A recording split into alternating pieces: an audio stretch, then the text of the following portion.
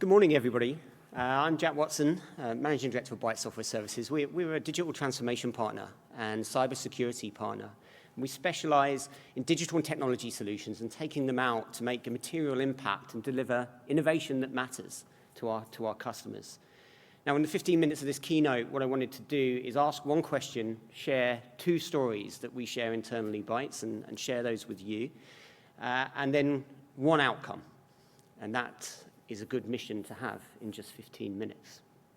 So first and foremost, the question that I would ask the room for people at home today is, do you think if things stay the same, your best days are ahead of you? Now, when we think about this question, there's a new era of digital technology that's available to us. It follows us around, it's in our pockets, it's at home, it's going to make a material impact in our work and our life. In this opening act of artificial intelligence, we've got this wonderful stage to deliver better solutions to the common problems that we experience every single day. And on this stage, we have this continuum since bronze tooling right the way through to combustion engines and electricity and computers. We have a new scale infrastructure that empowers every individual across the world to make a real material difference. Now I'm an optimist, and I don't think AI is going to replace us. And as our technical pre-sales consultants at Bytes often remind me, just in case, be kind, because they'll remember you when they come for us. But it's not going to replace us. I think what it is going to do is it's going to enhance our approach and how we do things. And that's going to make a material impact on the skills that we have and the development of us as individuals within our organizations and the service that we deliver out into the community. Ultimately, what it gives us is a platform for positive outcomes for people. Now, this enhancement of approach and these new skills that we'll need to develop really give us an emphasis on those really core human traits that make us so special about imagination and intuition and ethics and doing the right thing. So with the advent of AI, we didn't create general AI so that it could be the creative and we do the washing.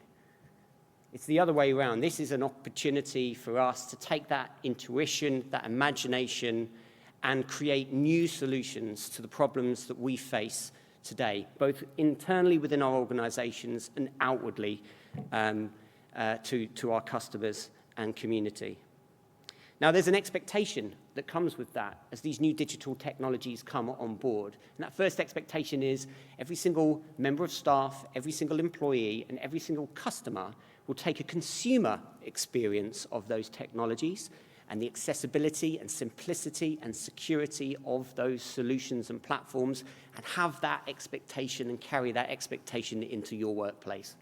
And they demand the same level of security or better, and they demand the same level of accessibility and ease of use in the way that they go about and do their work. And this hybrid work of blurring the lines between working within a physical space and an office, working from home, working abroad, and your everyday life really blurs these lines and creates and reinforces that expectation that people have when they engage with your organization. And it's something that's super important to focus on and realize in terms of the accessibility and the impact that these technologies can have in the workplace. Now, we'll also have this opportunity to use the technologies within spaces and places that we operate in, and to go from dumb and disconnected areas of these places to intelligent and connected experiences that both personalize that experience for us and for our customers and community, but equally create more meaningful impact in what it is that we do. Now, this is going to have a draw on our energy. It's going to have a draw on our energy in the traditional sense of sustainability and the carbon footprint of running large language models, and their draw on water for every single co-pilot request that you have as an organization. How do you balance that with the efficiency and productivity that you can achieve by using these new tools? And the other side of it is about the energy of the individual. about those blurred lines between work and home, and how you can get more from individuals and the collectives within your organizations to create more meaning and more impact. Personal opportunity, growth, and impact. And that's what technology can provide for us, and this advent and opening act of artificial intelligence gives us that platform. And we've got to keep a balance on things as well, because it presents a fantastic opportunity for us to leverage data, to use those analytics, to predict at those analytics, to monitor sentiment about how people feel and how we can better engage and resonate with others. And ultimately, that reinforces the importance of all of this, of human to artificial machine to human interaction, and not going too far in AI talking to AI and cutting out that humanity of attitudes, behaviors, and feelings that make us so special. And so it's important to balance those in the context of digital transformation strategies. It's important to look at how do we use these new models and technologies in terms of data. How can we take responsibility to explain how they work, what we're using them for, and ensure that just because we can do it, it must also be the right thing to do. And every organization has a responsibility to deliver that level of explainability, not just for privacy of the individual and privacy for data, but ultimately in terms of driving us forward to a more positive outcome and a positive place. There are some people that believe that artificial intelligence will give us a greater degree of democratization across the planet and every single organization. But there's a stark reality of those with the deepest pockets having the more sophisticated AI. And my artificial intelligence co-pilot in my pocket is better than yours, both for my personal financial investments, for my mental health coaching, my physical coaching, and how I conduct myself in day-to-day work. How some organizations or individuals within organizations are empowered by artificial intelligence co-pilots, but other people in that same team do not have access to those same co-pilots. And as a result, that represents bias. And two people going for the same job within a public sector entity, someone has co-pilot, somebody doesn't. The person with co-pilot gets the job. What does that mean? What are the implications there? These things raise new challenges as well as help us solve legacy and existing ones. What is the legal right of that digital footprint? If you have artificial intelligence within Bytes and a co-pilot that learns what you like, how you make decisions, how you talk, the intonation of your voice, how you write emails, how you communicate on your teams and collaborative platforms. It constantly refines that in order to get better, more personalized to you. Now, what happens if I leave Bytes? Who owns that digital footprint? Do we have the capability to take that digital footprint with me to a new place of employment? What are those implications, and how can we create that more democratized future and positive future of change? Ultimately, what we've got to do here when we look at digital technology is look at that human interaction. It's all about people. How do we balance short-term gains of individual productivity within hybrid work and juxtapose that against the long-term sustainability of innovation and teams collaborating? Well-known stat, 55% of communication is body language.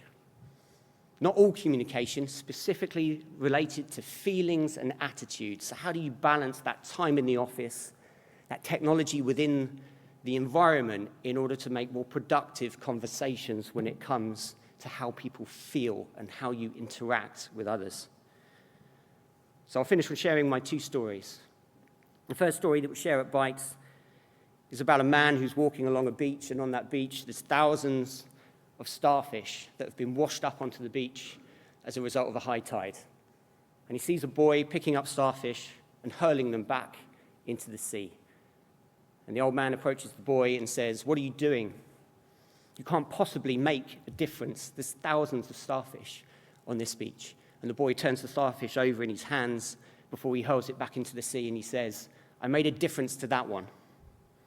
And that represents an opportunity that every personal individual within our organization and within our customers has the opportunity to leverage this new infrastructure to make more impact.